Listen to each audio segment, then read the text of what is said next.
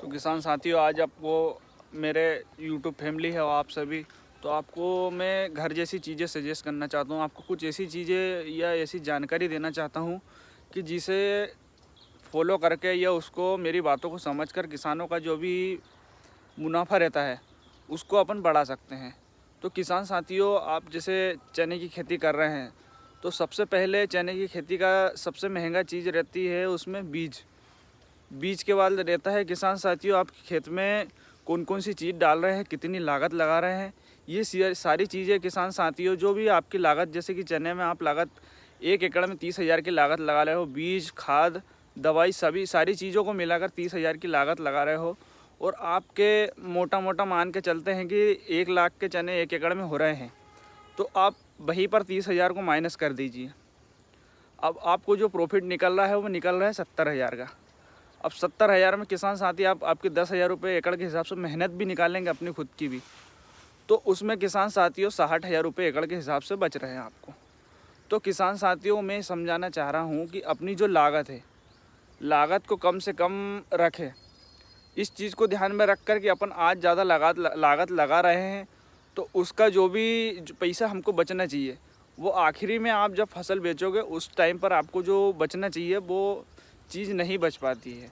और जो बड़े किसान रहते हैं उनको तो किसी भी प्रकार की जो फाइनेंशियल प्रॉब्लम रहती है वो उनको नहीं रहती है। उनके पास पिछली फसल के भी पैसे रहते हैं ताकि वो अगली फसल में आप जैसे कि अगली फसल में अच्छी तरीके से उसको पैसे को लगा सकें।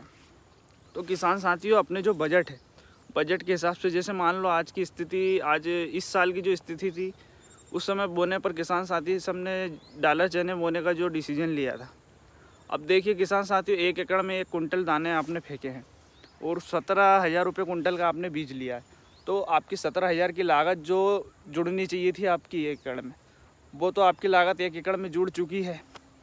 और उसके बाद यदि आप दवाई डालोगे, अच्छी वाली दवाई डालोगे, और फिर भी आपको उत्पादन 10 कुंटल 12 कुंटल आ रहा है, तो भी आपका जो फ़ायदा है, जो छोटे चने में फ़ायदा होना चाहिए, उससे कम है।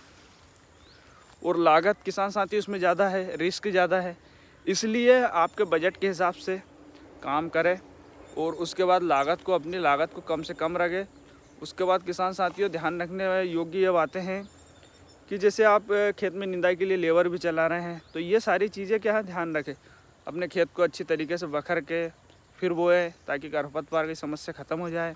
और साथ में भी किसान साथियों, बेसल डोज में भी आप कम से कम खर्चा रखें।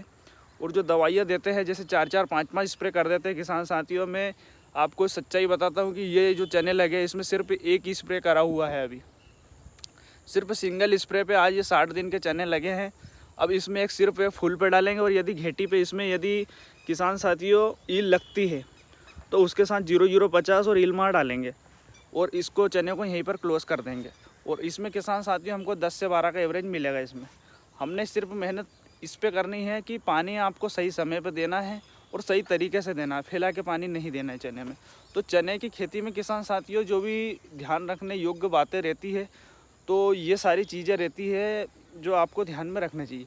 तो किसान साथियों, ऐसी चीज़ें जो मैं बता रहा हूँ, ये मेरी यूट्यूब फैमिली, जैसे कि जितने भी मेरे सब्सक्राइबर जुड़े हैं उनके लिए है। और ये वीडियो को आप ज़्यादा से ज़्यादा किसानों तक पहुँचाएं ताकि किसानों को इस चीज़ के बारे में जानकारी मिल पाए, इस चीज़ के बारे में फ़ायदा मिल पाए। तो किसान साथियों, इसी प्रकार की वीडियो देखने के लिए हमारे चैनल को आप सब्सक्राइब ज़रूर करें, और ऐसी अच्छी वीडियो आपके साथ लाता रहूँ मैं।